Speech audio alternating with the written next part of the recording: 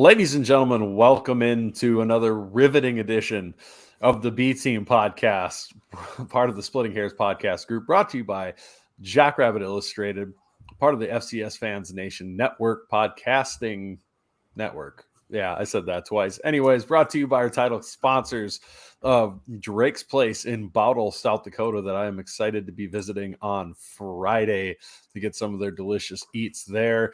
And our other title sponsor, Cottonwood Coffee. Thank you so much for supporting the show as our title sponsors. But great weekend this weekend. Obviously joined with Ben and Chad. You're going there on Friday? I am. Yes. That's exciting. Yes, I'm pretty stoked about it. It's the only good thing coming of me having to go to Bismarck on Friday. Well, yeah. I'll be coming back from Bismarck on Friday. You'll have to document that for us. Take some pictures of the food and stuff in the place. I was thinking about maybe jumping on a live quick. Yeah, I was thinking about doing a quick live while I was there just for fun. We'll see. We'll see what happens. Yeah. You probably should let Ryan know when you're going to be there so he can be there. We've been messaging. Just chill. Oh, my bad. Man. My bad. Who do you think I am? Shut up and produce. Get back. Amateur. Fine. Anyway, yes. Great. Who do we have commenting right now? Somebody's already commenting? Oh, my God. Wow. Don't show that one. Don't show that one for whatever that is. But Dustin, he's at a boring customer dinner. So anyways, thanks for coming by, buddy. Should be a good time. We're going to miss you. You have fun with your customer dinner and all that stuff. No, I'm looking forward to going to Bowdle and seeing Drake's Place in person. That's going to be sick. And then the first thing we need to mention before we go into how the USD game was, the Retain the Rock tailgate coming up tonight is your last day to sign up for this. I think they might actually close that. It's closed already? Today. I think so. I think maybe Tom today is still today. Jump on. Yeah. So Thomas watches. He might have something. Yeah. All right. Well, maybe he'll let us know. Yep. But there might be a few spots. Just go ahead and try it anyways. So Ron jumping the gun a little bit on us already. If you don't want to be traveling in the semifinals game this year, you have to win this game. Perhaps. Let's just chill, Ron. I know the Big Sky is literally touching themselves every night. But and that's cool. I get it. You got some good teams, but there is just about as likely of a chance that Montana State, and Sac State all beat themselves as well. So who knows how the playoffs, how the seeding is going to go. Yeah, Ryan came by the tailgate. That was a lot of fun. We played some beer pong together. He was better than, he wasn't a liability. But I don't remember a whole lot of it. That's why I had to rewatch the game. But it was a good time. It was a lot of fun. We had a lot of fun at the tailgate. Again, probably, I know, Chad, you said on the A team since, what is it? I don't think we can bring anybody else on here and call them a producer when they start doing the show regularly with us, because they all end up migrating to the A team. What the hell is this? It's very true. We started with Dallas, and then Dallas went to the A team, and now we got Chad, and now Chad is helping out with the A team all the time. I think Chad is the busiest man in our podcasting group. Potentially, because I got another podcast to run as well here shortly. Right. I guess you just, when the podfather wants something, you do what the podfather says. Hey, you know what? If you get the opportunity to get called up from the B team to the A team, you got to take that. That comes with a big pay bump too, as well, doesn't it?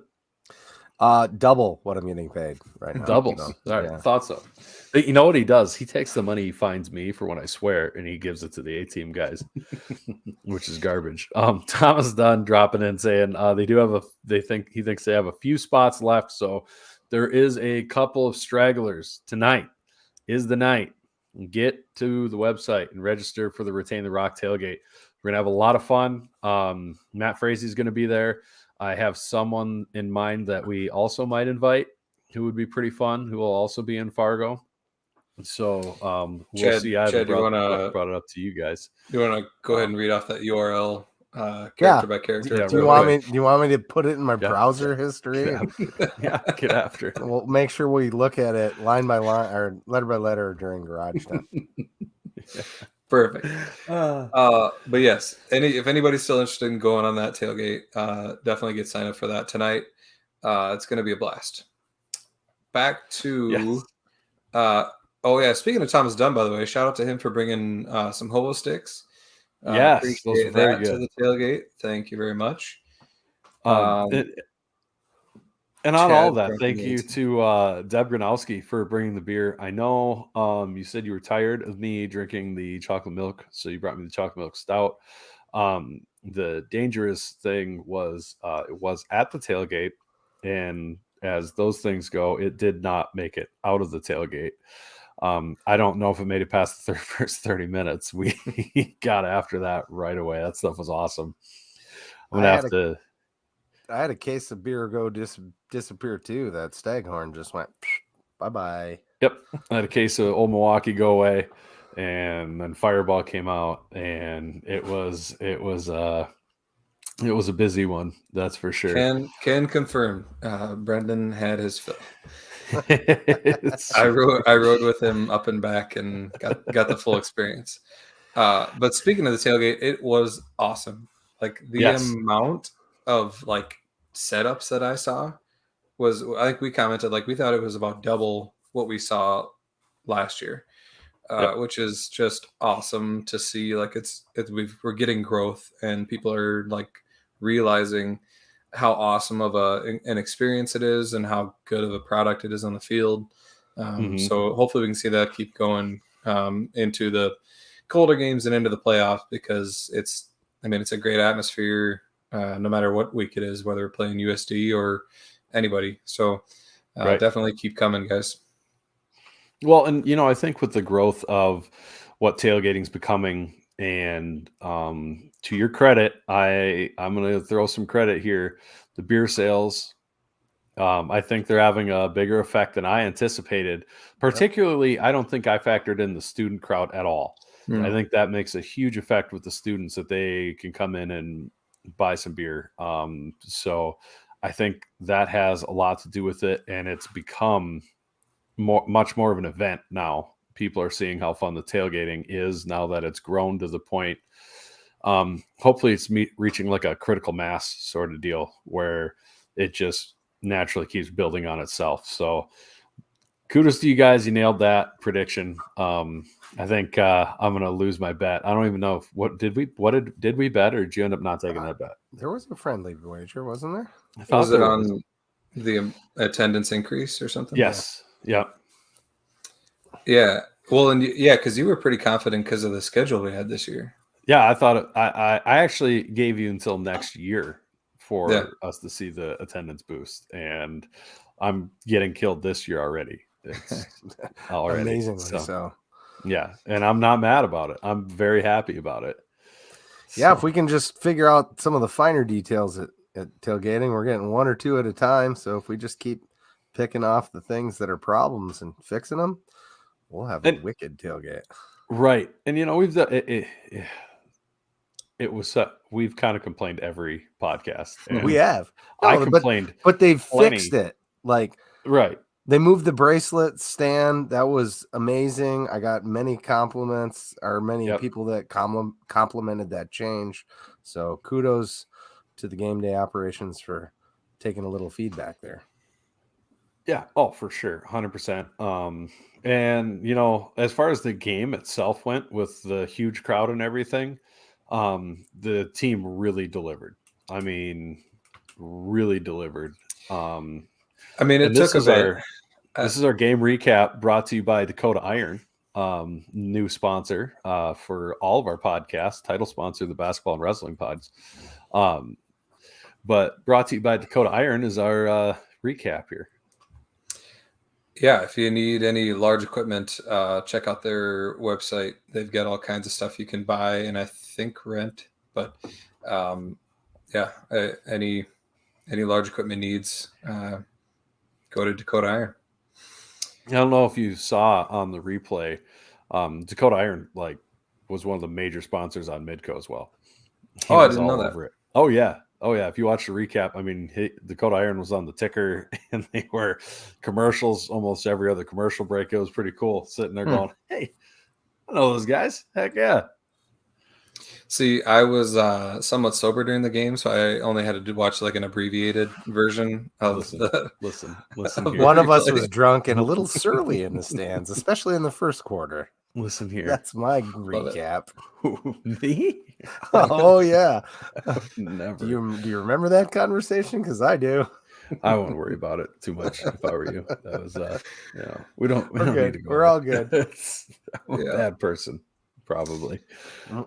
Anyway, so yeah, the recap, it did. I mean, they delivered overall. Like looking back at it, like yes, they delivered. It took a while to get there though. Like there were some nervous moments in that first quarter where it's like, yeesh. I mean, especially they come down easily, drive and get a field goal. I mean, granted we stopped them for a field goal, but it was pretty easy for them to get down there. And then our offense just wasn't getting going early.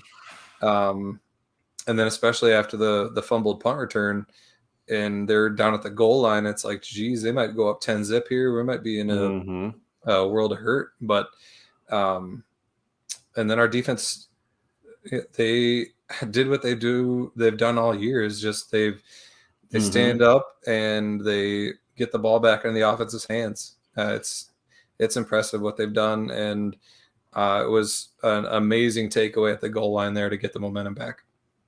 Yeah, that game was one play away in the beginning from being what it was to being similar to the game down in the dump here last year, where it was back and forth all game. Because I think if USD scores there, that's a huge momentum swing and a hole we're digging out of. And the defense did a incredible job at pulling that out of the fire and completely changing the complexion of that game.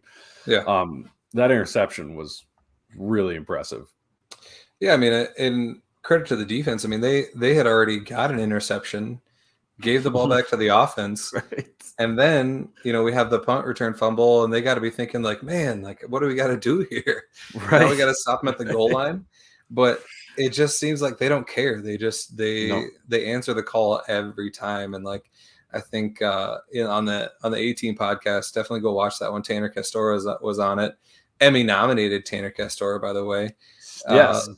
Celebrity status. Yes. Congrats to him for that. But he's always good. And he mentioned, I think he said like an angry, what did he say? I don't know how he called it. An angry aggressiveness or something like that. Which they just always kind of play with an edge, and you can kind of tell like they get after the ball and they just don't let up. Like it has to be really tough for teams to play against them because they're always rallying to the ball. They're always chasing the quarterback down. I mean, the offenses just can never take a break against our defense. Yeah, it's a consistent heat that comes from them. And I think, the really Stig says it best. He says there's just a confidence about them. I mean, they just go out and go, all right, we're going to stop them now. You're not going to score. And they do it. And it's really, really impressive.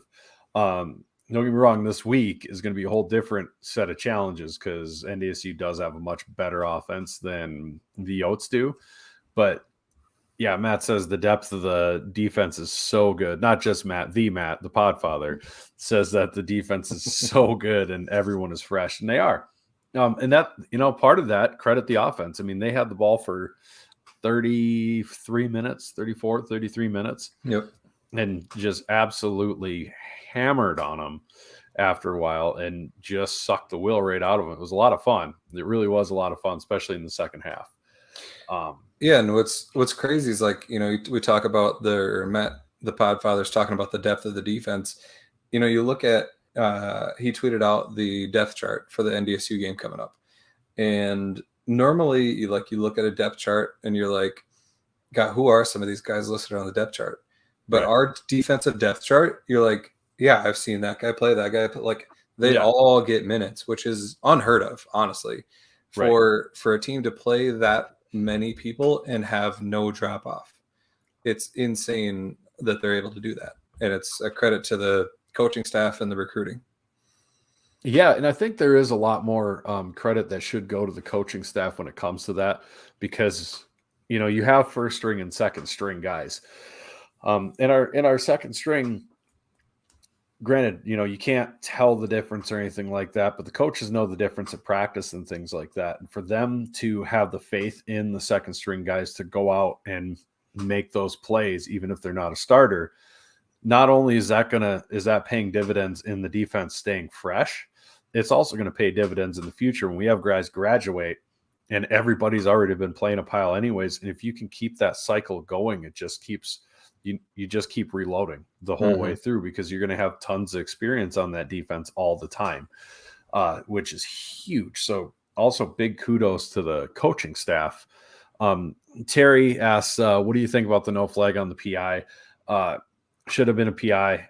I also don't sweat penalties too much there, as they say, ball don't lie. So, it is what it is. You gotta either win the game or you lose. It's no consolation if the MVFC comes out and says that should have been a flag. If you lost, you just got to play through it anyways. So it is what it is. I don't get too horribly wound up about it. Maybe during the game I do. Afterwards, it's not worth sweating too much about. Personally, it's just me. So that's kind of where I sit on the PI call. I mean, it would have been a huge, huge play for sure. Right. But overall, I think we are going to need to hit some really big plays like that coming into this week. We're going to have to hit them over the top because they're going to be sold out on the run. Yeah, and they're there. I mean, they just need to connect on them. The Yankees are going to get separation. Mark's going to hit those throws. Randy Jacobs mentions corners and safeties go deep as well. I mean, yeah, it's huge to be able to do that, to be able to run guys on and off the field and keep them fresh. And you can tell it makes a difference because we just don't skip a beat. The other thing about the defense is that we are seeing now that we haven't necessarily seen in the past is that third down efficiency. We held USD to 3 of 14 on third downs. And when you hold a team to that, they have no chance. Like you just, you're not going to win a game going 3-14 on third down. So it's they're just dominant right now. And it's weird to think, I mean, when's the last really, really good Sdsu team that you can think that the defense was our strength? Like our absolute strength. Right. That was undoubtedly our strength. Right. You got to go back to maybe the 07, 08. Right. I mean, it was always Zenner and things like that. Yeah. And we had Kyle Manette back then too, but that defense was super salty. Yeah. I mean, that's back in like the Jimmy Rogers days. Right. Well, and I think that's some of what causes people's angst, and I mean, even nationally, about the team is it's so different from what we have been traditionally, where we've had really good offenses and some very solid or very good defenses, but they weren't the shining light of the team. They weren't the star of the team quite like this defense is. And I think that causes some people to think that there's huge issues with the offense when, they're not as explosive or anything necessarily as they were last year per se, and we're not hitting huge chunk plays, but I think it was Matt Zimmer who wrote about it in his article about the drive to score the last touchdown, how picture perfect that drive was. It was, I think, one of the longest drives we've ever had time-wise in SDSU history or something silly like that. Marched down the field, ate the whole clock, mixed in a couple decent little pass plays and scored the touchdown. I mean, that's great offense as well. That just because it wasn't in one play doesn't make it any less of a good offensive series. Yeah, I mean, I feel like it's more ball control offense than we're used to. Like, we're used to just taking deep shots, and then like we have a lot more 3 and outs, which was always frustrating. And I think we're seeing that a lot less of that this year. And it's a different brand of football, but I mean, look at the team that's won the majority of the championships in the last 10 years, NDSU.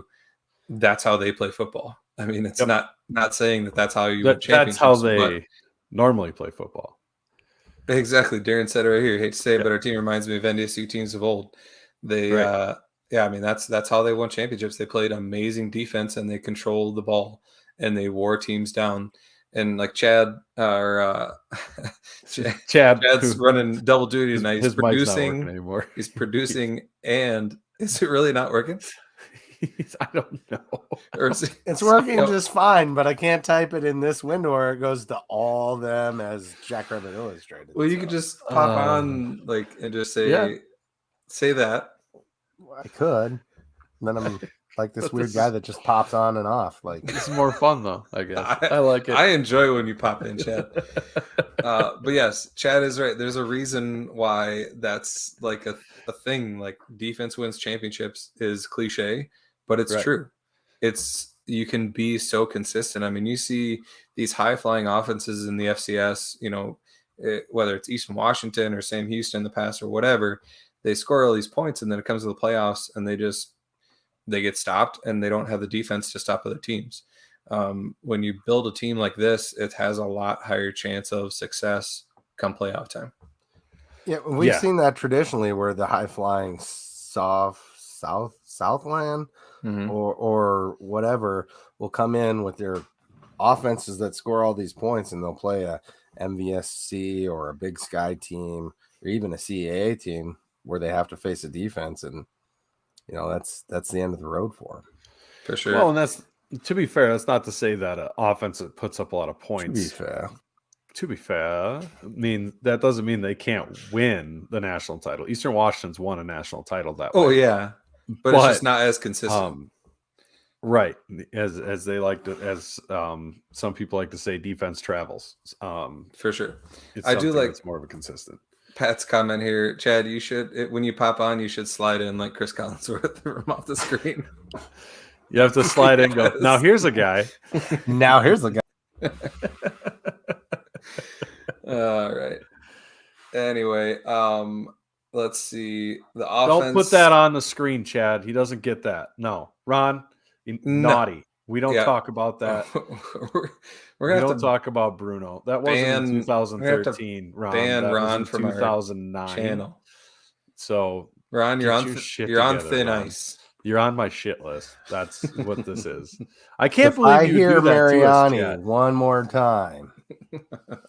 Yeah, we're watching you, Ron. That was uncalled. It's just not nice. Yeah, but no. Brad says Matt Zimmer posted the Jacks practice inside with a lot of noise that you could even hear outside the building. That's good. Head into the NDSU game. Tom Neiman posted from outside the building, and it was loud outside the building. I think they're making a point after the Iowa game. True. To the point that dude, that stuff's loud. He was outside the S Jack, and it sounded like they were playing it outside of it until you saw Zimmer's tweet inside of it, to the point of concern for people's eardrums inside. It is crazy loud in there right now. So Ron, I think we jumped on Ron for the wrong reason. I think we apologize. I feel like we thought he was bringing up a different game. Was he not bringing up the same game? I saw the score. It was the same game. It was the same game. It was definitely the same. Salt in that old wound. He had the date wrong. It was a accident. We'll let this one slide, Ron. Next time, we're keeping it. We're watching you, buddy. Nobody says naughty Ron. Back to the that guy's got to comment more. Whoever that is, nobody naughty Ron. No, so we can say that all the time. I think that's actually my kid again. Nobody says that. He changed his YouTube name. So he's not wrong. Please. Anyway, back to the offense. It was awesome to watch them like just grind USD down to a pulp. Like they were just imparting their will, and USD couldn't do anything about it. You talk about that game sealing drive. That was impressive. Special teams. Nobody says yup. Yep, that's him. Lastly, special teams. We obviously, they talked about in the A team, but need to clean up our field goal unit. That is a problem that it hasn't been a deciding factor in a game yet, but it very well could be. Dude, oh my God. It's to the point where we legitimately might have to the kicking game is to the point where we might need to consider redoing the sheet that calls whether we kick a field goal, punt, or not, and switch some of these long field goals from kick a field goal to go for it or punt it, because these 50-yarders are getting, we've got 2 blocked 50-plus yarders in a row. And the issue I have with that isn't the field position as much as it is the momentum swing somebody gets from blocking a field goal. Right. If that happens in the Fargo Dome, that is calamity. And and we're lucky that one hasn't been blocked backward for like a kick 6. I mean, that's the worst case scenario, and that's more likely to happen when you're allowing blocks to happen this often. So yeah, it's just I don't know that we're gonna have to change our opinion of when we kick field goals, but I do think obviously something that has to get cleaned up. I'm gonna have confidence in our coaches that they'll clean it up. Hunter has the leg, but the problem is it seems like he has to wind up too much for those long ones. Right. You know, it's the long ones. That's what I came on to say. And Brendan, I'm not concerned. I'm not concerned as much about Dustman's leg as I am just the operation of how our field goal unit operates. From the snap to the blocking to the hold, like something's off. We gotta fix it now. This would be the week to fix it. Yeah. It's one of those things to me that I run into all the time in just real life. Well, where people are like, well, that shouldn't happen. It's like, yeah, it shouldn't happen, but we know it's probably going to happen. So let's plan for that. It's getting to the point where these are getting blocked so regularly, it's starting to become that. Should they be blocked? No. But unless we have something in place that has virtually guaranteed it won't happen again, it needs to be taken into consideration, because that's like, I'm the person who doesn't trust people enough that I look both ways going through a green light. Why? Because I've seen people sideswipe people through a red light over and over. So I look both ways. I mean, that's like pretending it's impossible to happen. With the regularity that these block kicks are happening, we got to be conscious of that at this point and recognize either we fixed it all the way and it's never going to happen again, or we need to be conscious of this and change what we're doing. That's just my personal opinion on it. Right. We did get a block field goal. Dallas Beanham got in there, blocked one, which was nice. That was a good. Dallas Beanham was a monster. Day. Yeah, he was. And then the other issue I have is I thought that Tyler Feldkamp was doing just fine fielding punts. I don't know why we switched it. There's got to be an explanation, but clearly I just don't think it's necessary to have. Yeah. Not only like is it bad to do like switch back and forth like this, is like, I mean, I don't think we should have either Yankees back there. I want them ready to go play in wide receiver. Like, I don't know. I mean, like, it's one thing to have to throw him in like on a kick return, and I think Jaden's on a kick return, and to like, you know, that's different. It's not easy to like. It hasn't been his job all year, and then he just is thrown in and is like, "Hey, catch all the kicks now, and don't mess up." Like, I just don't. I don't like that. I don't understand why we did it. I don't know. Yep, I'm so on board with you on that. It doesn't. I get the concept is he's one of our best playmakers. We want the ball in his hand. He's good enough. He should be able to catch a punt and go. The issue is he that much better than Feldkamp when it comes to returning kicks? I don't know if I agree with that, I guess. I thought Tyler was doing really well. We've seen Tyler house one before last year. And exactly what you said, you're switching back and forth. You're not getting you're getting people out of rhythm, and let's be honest, we, for whatever reason, tend to have issues when the Yankees are returning punts. If you go back to the God, what was that? Their freshman year, Mm-hmm. and Jackson was returning punts, and then he had some fumble issues and things like that. For whatever reason, that's the way that goes. Can we not do that anymore? Let Feldkamp do it. The kid is a mover and shaker. That kid can make plays. He's a big play kid. Let him return those punts. Agreed. All right. Before we move on from this USD game, I do have to show some highlights. Put together a little highlight package because USD loves to show their highlight from the last game. I figured I would remind them of what happened in this game via highlights. Put that most recent comment up there first before I go to highlights. Yeah, I would love to address that. I would say that is not a bad thing because normally on punts, like you're not going to get a whole lot of yardage on punt returns, and you don't have to be running them for touchdowns. You just have to catch the ball, fair catch it when you should, and let it go when you should, and just get a few yards if you can. That's all a punt return should be. And part of that is if you see it when you're watching the game, if Tyler hasn't had room to return punts, he just hasn't had room. He's got not to mention he did run one back for a touchdown that got called back. Right. Also that. Yeah. I mean by a phantom penalty. Right. Yes. Penalty should not have called. So you should, and which is stupid because like if he has that one for a touchdown, people are like, oh, Feldkamp is great at punt returns. Like right. It's just anyway. Let's go to the roll that beautiful bean footage here. Chad, you want to switch over to my screen? Let me know when you can see it because I can't. It's up. Perfect. All right. Are you going to narrate this as well? Oh yeah, we're both going to narrate it. Are we going to do it like David Attenborough? And now you see in the wild, South Dakota State beats down USD, presented by the Jackrabbit Illustrated B team. Is that what we're doing? This is not. That's quality radio right there. I love it. I don't know why we changed from that.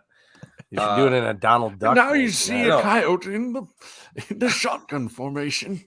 He appears to think that everything's going to go well. Little did he know. But oh no, a jackrabbit's closing. Okay, I'm done. All right. So the first pick, Dallas beat them early in the game when our offense was struggling. Got the ball back.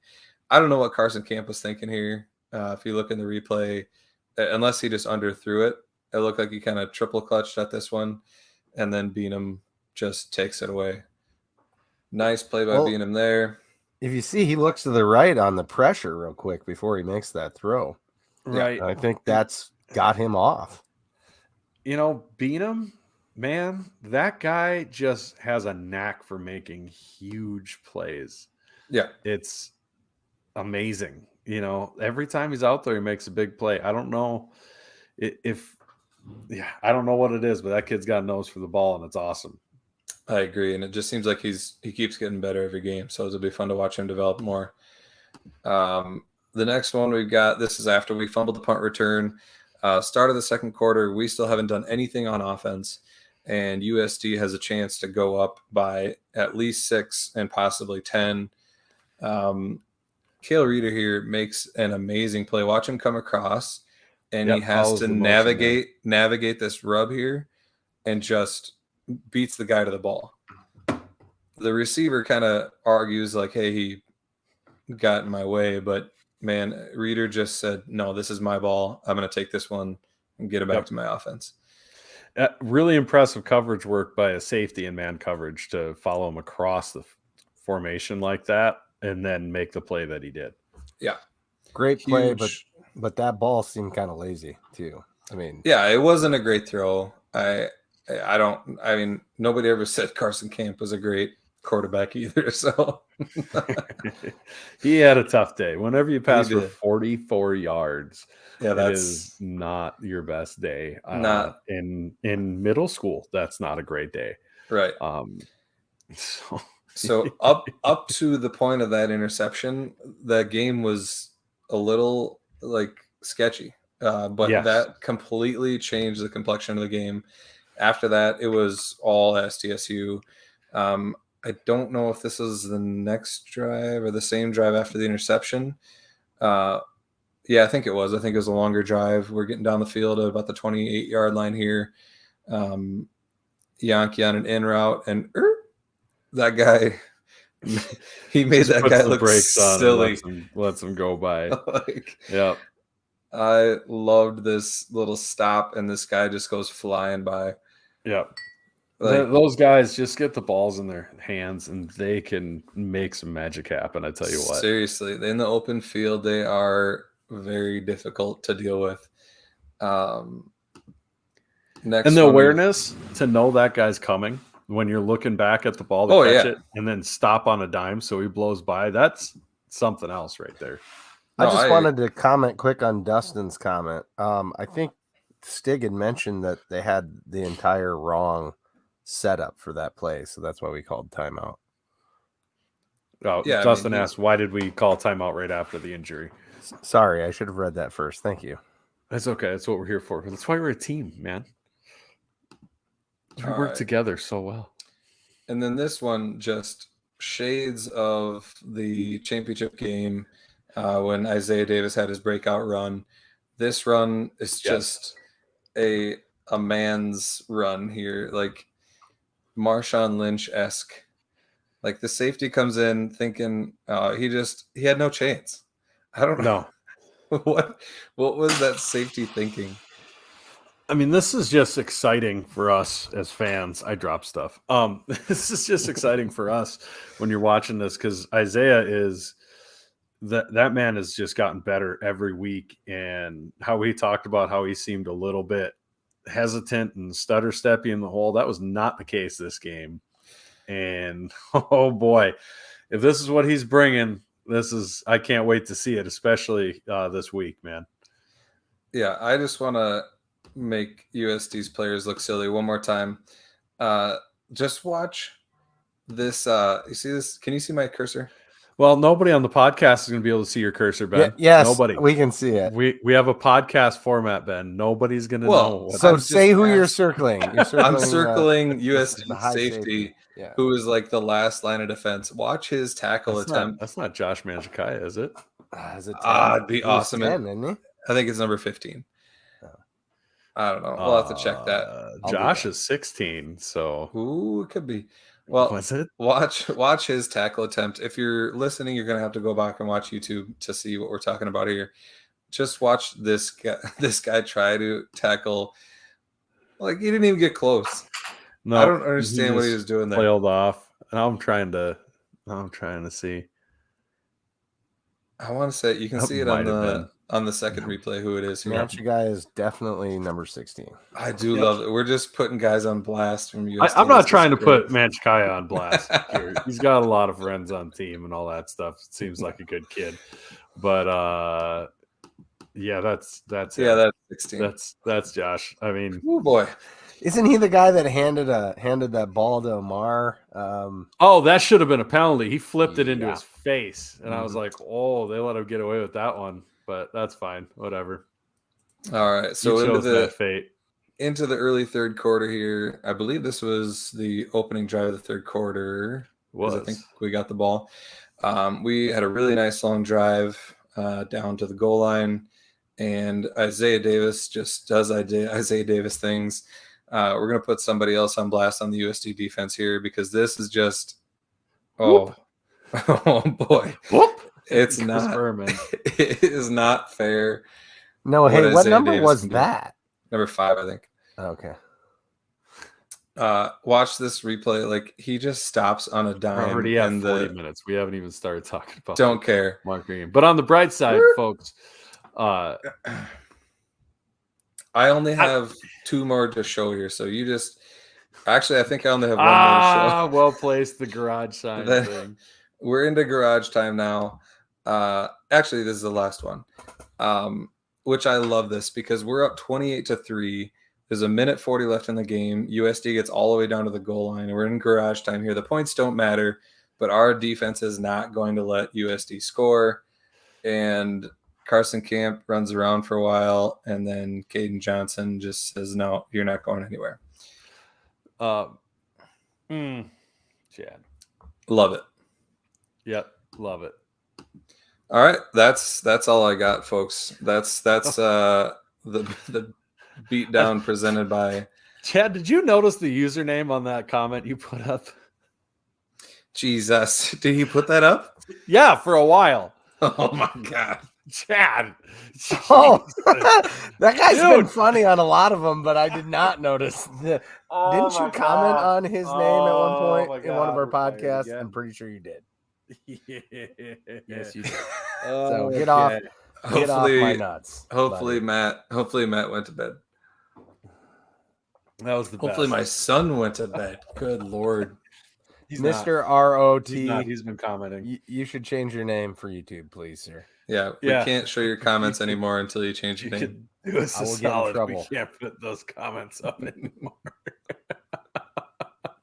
Oh, your son definitely caught it. Yep. That's great. That's fantastic. I'm glad we can be here to be a good influence with your son with that and Tinder and all that stuff. That's great. Just trying to help everybody. So now we need to get to the pick recap. What are we showing now? I don't even want to know. Just move on. Don't even want to know. He's just all twitchy about it. That's amazing. All right. So pick recap. Is this sponsored by anybody? Yeah, Shenanigans. The pick recap? Picks are sponsored by Shenanigans. We don't have a sponsor for pick recap yet. Oh, let me look. If you'd like to sponsor our pick recap section. So we have structure now to our Still Fade Brendan Get Rich, sponsored by Shenanigans. A disaster. The whole segment is okay. Yeah, thanks, Matt. Yeah, this helps clarify. This is the recap. The other one's I mean, technically they have the other end, but recap. All right. Yeah. So the picks, our whole pick segment is presented by Shenanigans, which if you can't go on the bus and you can't drive up to Fargo, go to Shenanigans, watch the NDSU game there. Probably get there early because I'm guessing it's going to be full. I would bet there's going to be a lot of people there watching this game because it's a huge game and it is the place to go watch SDSU away games. Thank you, Ariel. Yes, I am so glad to have these two yahoos helping me out in that department. All right. Glad we're your village, Ben. Pick recaps. NDSU, the team that we play this week, did not do that great. Our picks? You were all excited talking about how you were 5-0 or something. If you would have been listening instead of looking at some stupid comment, I said NDSU did not do that great. Oh, God. NDSU only won 31-26. They were 27-point favorites, and they won by 5. Disrespecting our viewers. Unbelievable. I didn't. It probably was. It probably was a stupid comment. It was Ron. It was a stupid comment. All right. So NDSU did not cover, and they did not look great against an Indiana State team who is not that good. So it'll be interesting. I think they were probably, and we talked about this when we made the pick. It's probably a bit of a look ahead game for them. They probably didn't focus on that one too much, and it sounds like it was a little sloppy. I'd expect a better effort about them this week. Southern Illinois continues their tear, the Sockluki tear. This Sockluki run is going to turn out legendary pretty soon here. Yes, I blame Joe. I'm getting that shirt. They won 38-21 against Missouri State, who used to be good, but now they're not apparently. I think that whole roster of transfers had. That's the danger of transfers, man. I think Petrino's lost them. SDSU has a bunch of transfers too, don't they? Yeah, but Nick Hill managed to get them turned around. I don't know if old Bobby's going to get them turned around. This one's for you, Deb. We thought he did. We gave Petrino a little too much credit a little too early this year. Illinois State had a really nice win at UNI. They won 23-21 and covered the spread. That's the only game where Brennan and I did pick different, and I won that one. And we both picked Southern Illinois to win. So for those scoring at home, I'm 3-0 right now. UND UND picked up a really nice win on the road against Youngstown State. They won 35-30 and covered the spread. And then Sdsu obviously beat USD 28-3, covered their spread of -12. And I, after going 0-5 last week, went 5-0 this week. 50-50 ain't bad if you look at a 2-week average. Salvaging it for yourself. That a boy. Yeah. And I gained a pick on you. You went 4-1. I'm 21-22 overall. You're 22-21 overall. Our records look significantly better after this week. We needed that one. Yeah, we did. ROT number. You're good, man. Just can't put up your comments. So that happens. You for good. The record, maybe not a guy. Whoever it is. I got a feeling. I have a feeling probably a guy. Yeah, that's not. Anyways, that's not important right now. Neither here nor there. That's for garage time. Yeah. Chad, why don't you? Do you have the Missouri Valley standings pulled up? We'll go over those quick. No 50 Butterburgers this week, which is a shame. No 50 Butterburgers for anybody, and nothing. It's been sad. So, how sideways are we going to be for this live show? While Chad puts that up, and we have our live show, and we can drink on the bus the whole way to Fargo. It could get interesting. Definitely tune in. Reputation up there. Definitely tune in for that. I mentioned this because I know Matt might be watching, and I want him to sweat all morning. We should just be stone cold sober, but like put traffic cones and stuff on our heads so we look like we're actually just smashed. Just have a heart We've attack. done dumber things. That's we true. Should get Shenanigans to live stream our pod while people are pre-gaming for the Sdsu game. Oh, there we go. That'd be fun. That would be cool. It'd also be cool if we could get like a view into them watching. That'd be probably too much work, but it'd be pretty cool. That's a lot of inception. We got a good email and a webcam. We can make that happen. Yeah. Right. So yeah, Chad's got the Missouri Valley standings pulled up here. NDSU, Sdsu, and Southern Illinois all 3-0 at the top, and then UND at 3-1, and then it's a bunch of not sure what's going on. UNI's at 2-2 now in the conference, and they're 2-4 overall. Illinois State at 1-1, and then we have 5 winless Missouri Valley teams in conference right now, and each one of those is under 500 overall.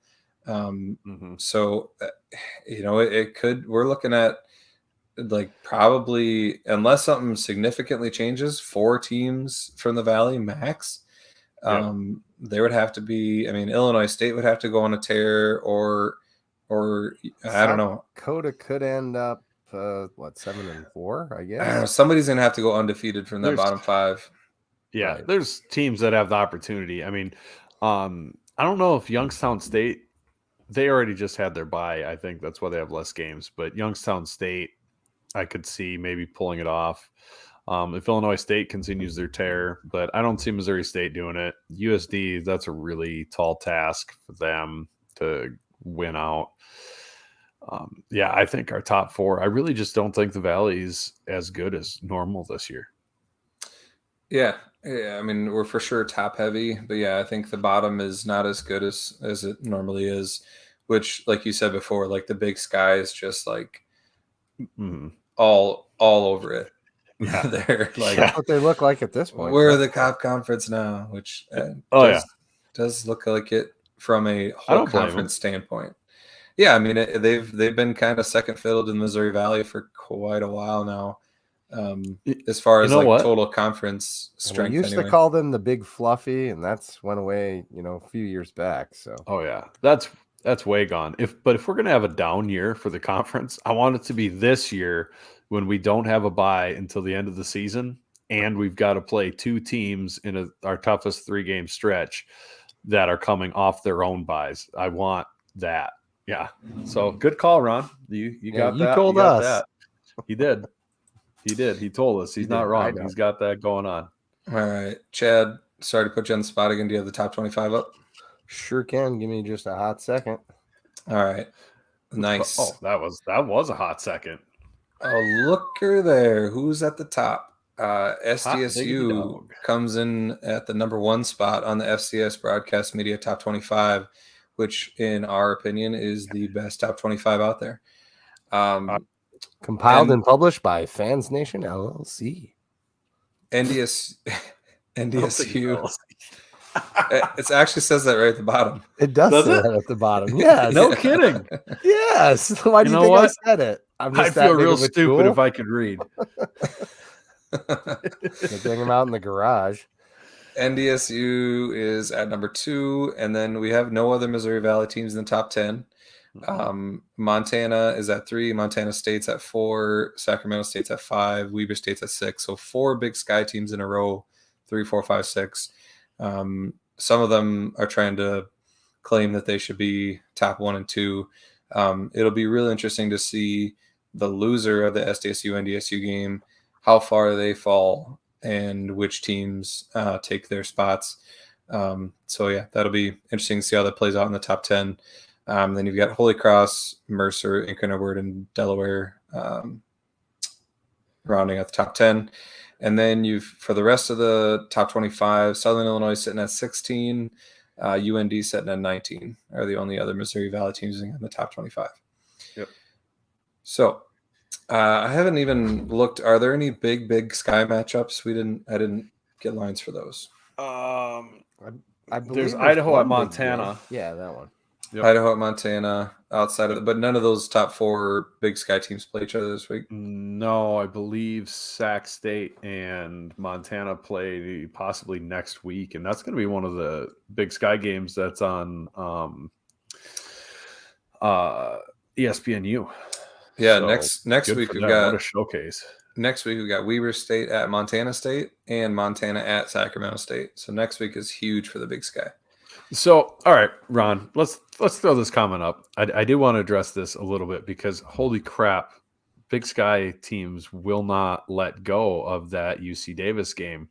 Can we talk about what SDSU did to USD and Montana did against USD? Because we made their defense look like that was a pedestrian effort. But did I read his comment? It says, don't forget what the Big Sky did to UC Davis and Indiana State, NDSU and SDSU fans. I want to point something out about UC Davis. Similar to USD, to be honest with you, teams run out of gas. Like that happens. And the UC Davis had a really tough run against Cal, us, Weber. Then they go to Montana State and another tough game in there. Eventually, the team's going to get a beating and they're going to fall apart. So don't forget what that UC Davis team did to Weber. They really should have beat Weber and they missed the field goal. Otherwise, that game was a whole different story. So that's my counterpoint to that.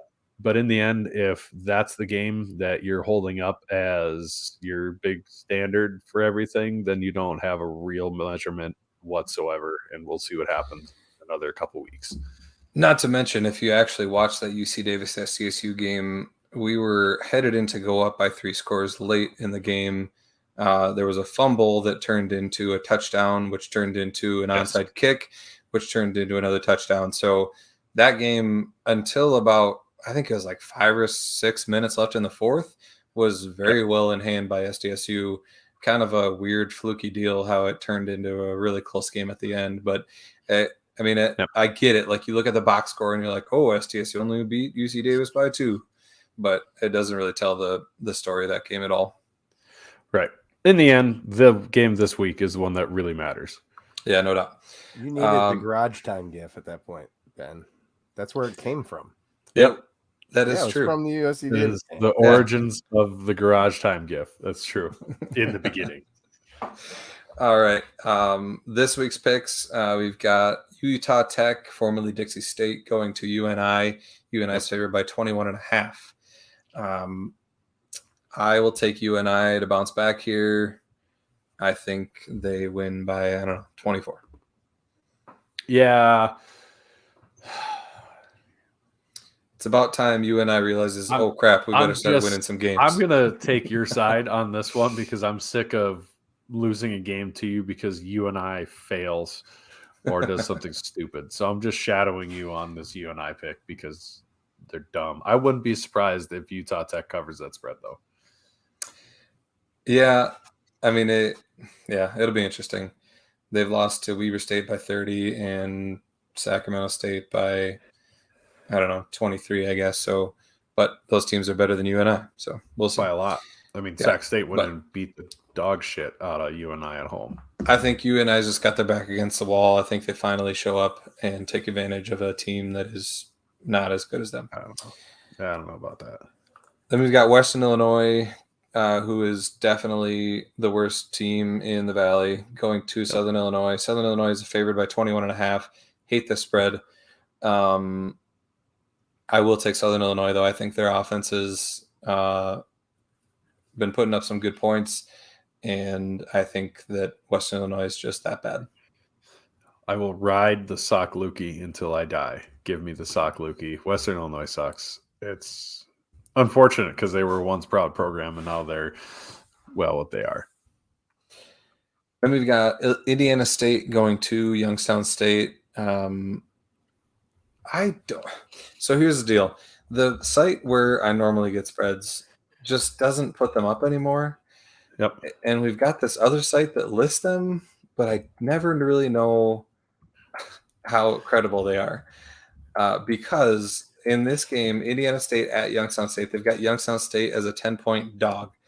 That can't be right. It has to be Youngstown State as a 10-point favorite, right? Didn't they have one backwards last week, too? They did, and it's like some are backwards, some aren't, though. So you never know. But can we have consensus?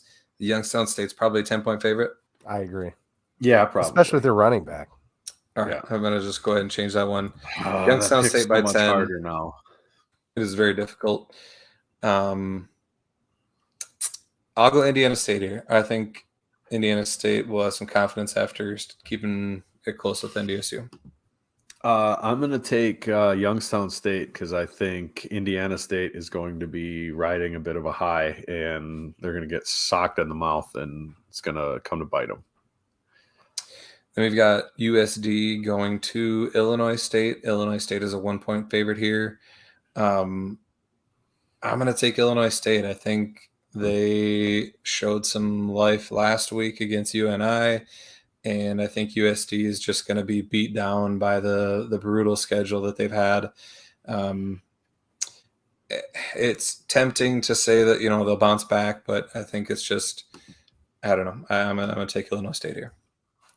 If this was in Verm, then I would probably take the Coyotes, but with the way that the SPAC stash has managed to turn the Redbirds around here, I'm going to go ahead and take Illinois State at home as well. I think they're going to win. Actually, they might win going away, and I think the Yotes, we snatched their soul right out of them with that game, and I don't know if they're going to be able to recover. Camp looks broken, like as a quarterback. Yeah, no, I agree completely. And then we've got the big one, Sdsu number 1 going to NDSU number 2. Again, this spread, I assume. What would you think the spread is going to be? NDSU favored by 3.5. Okay, that's exactly what this website has. It's because I saw that posted somewhere. Well, if you listen to the it's not surprising. Media, they're 10-point dogs. Well, all right. Here's the deal. I genuinely believe I could see that if you're an outside observer and you see how NDSU hasn't looked like NDSU against anybody, against Youngstown State. They didn't against Arizona. They didn't against Indiana State. They gave up a rushing touch, a first drive of the game touchdown to Drake.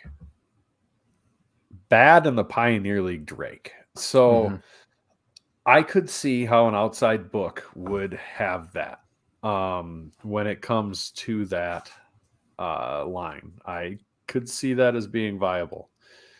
However, I don't love it. I don't love the fact that they get to play the underdog card. This is gonna be a tough game, man. They can run the ball. I think our streak of giving up less than 100 yards rushing per game is over.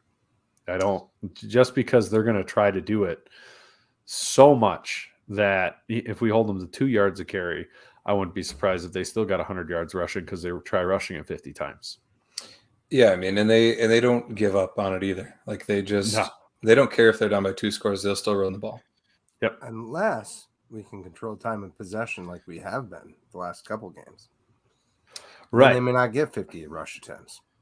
So you've been eating off screen? You eating something? You eating in the back? Look at, he left. You dirty little bitch. Get back here. What you eating over there? Yeah. Cinnamon toasters. Oh my God.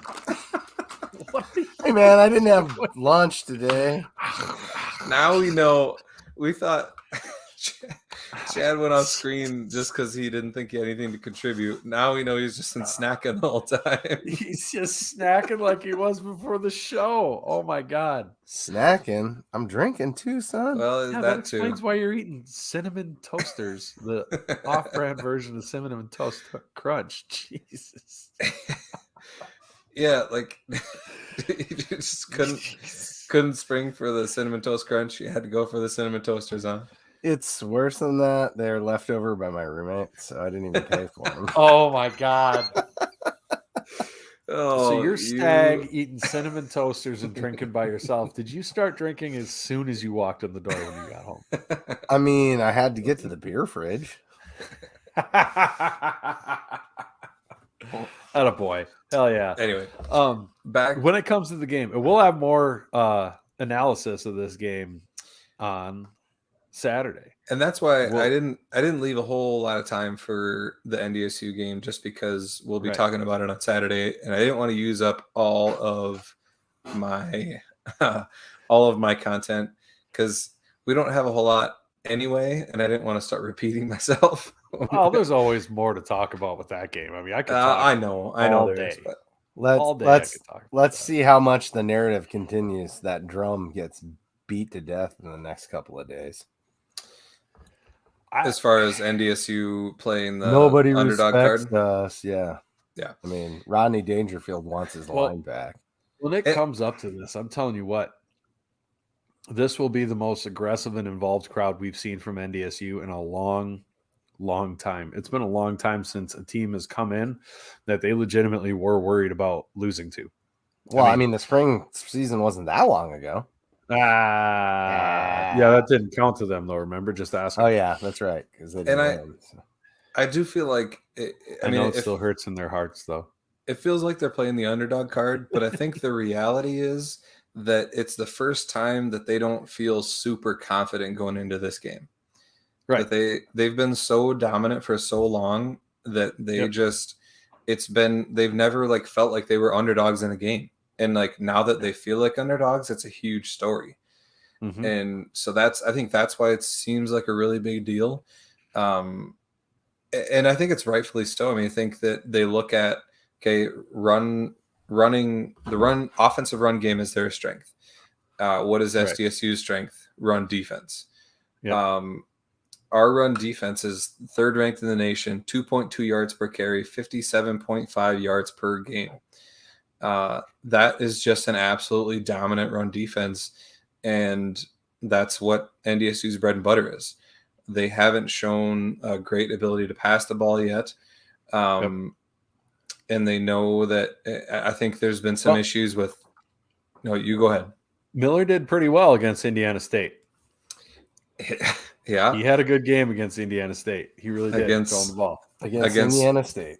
One of the worst Missouri Valley teams. But I think they've had some issues with tackling, and they've had some issues with injuries. And they're finally starting to pile up for them, which they haven't had. I mean, it's just been – I feel like they've been pretty lucky to be as healthy as they have throughout this run. They just haven't had crazy injury problems, and it's just kind of caught up to them this year. And they're a bit less disciplined on the field, I would argue. Yeah, it would seem that way. I think that's a consensus from their fans, is that they're wondering, like, does this current coaching staff have what the past coaching staffs have had of keeping their guys focused on every single game? But they'll be focused on our game, though. That's the thing. When it comes to our game, that's not going to be an issue. Like, they're going to be focused regardless of whether the coaches are doing that or not. Yeah, they're going to be crazy locked in. And the other thing is, Ron points out they're 59th against the run. The interesting thing about this game, and we'll get in more into it on Saturday, of course, but interesting thing about this game to me is it feels like the roles are flipped a little bit, because usually we're the ones coming in with offense that has not been truly stopped by anybody yet. And our defense is good, but not all world. And they're the ones come in who rely on their defense and, have a solid and improving offense. And it feels like the roles flipped this year. Yeah. And not just flipped, but flipped to back 5-6 years ago, flipped. And so they're going to be selling out 100% to stop the run. They absolutely are going to sell out to stop the run and force Mark to beat us. I guarantee you that's what they're going to do. And personally, I'm excited for that. I'm excited to see Mark do that, because, every time that's had to happen, man, that guy rises to the occasion, and I am looking forward to that. Yeah, he's a gamer. Like, he shows up when we need him to. And the awesome thing is, like, he's already won in the Dome. Like, they know what this atmosphere is. He's used to it already. Most of these guys have already played there. And so it's not going to be a surprise to us. It's awesome having that experience going in there. Garrett Meyer says lack of discipline was evident in Ence's first game at Target Field, and he agrees that the roles have flipped. And Ron Lowney says the NDSU's quarterback Cam Miller is not going to beat us. I think he's going to have to. Like you said, they're gonna pound the ball a bunch, but I think that we're going to force Cam Miller to beat us. He's going to have to hit some deep throws for them to have success against us. I am real interested. One of the matchups that I'm excited to watch is Hunter Lupke against our linebacking core, between Bach and Freeman and McGoy and the other guys we roll out there, because Lupke is just he's a beast. Like, he is absolutely is a monster. Yeah, he's really, really good, and they love to just get him the ball on like a swing pass or on the perimeter and just let him eat. And he has absolutely eaten other teams up. It will be essential that our linebackers tackle well against him, because he is a load to bring down. So that's a huge matchup that if we can stop Lupke, they're going to struggle real hard, because they rely on him so much. Right. Well, part of what makes him so effective is he is so big and he's so athletic for how big he is. But that offensive line that they have gets him to the second level. When somebody that big gets into the second level, it is chaos. There's just bodies flying all around when you're trying to tackle somebody that big and you're a defensive back or an outside backer. So it is going to be a real test. We have awesome run defense, but this will be the test of all tests. The only running attack I can think of that's even comparable is Montana State, and they have a hell of a run game too. But it's just going to be a different nature, and this is going to be a incredibly physical game, just incredibly physical, because we're going to want to run the ball, and so are they. And this is going to be some snot bubble in football here, and I'm looking forward to it. Yeah, our both of our lines are going to have to continue to dominate the trenches. They've been able to do that in almost every game. Even our defensive line against Iowa, like, we were dominating their offensive line. And outside of the Iowa game, our offensive line has looked really good and overall won the line of scrimmage. We're going to have to do that. We're going to have to win time of possession again, which is very difficult against NDSU. But it's kind of the style of football we play now. We're 9th in the country in time of possession, which is impressive. And it's a key to success, and it's a good recipe for victory. With that being said, we're at 110. You want to make our picks, and then let's do that.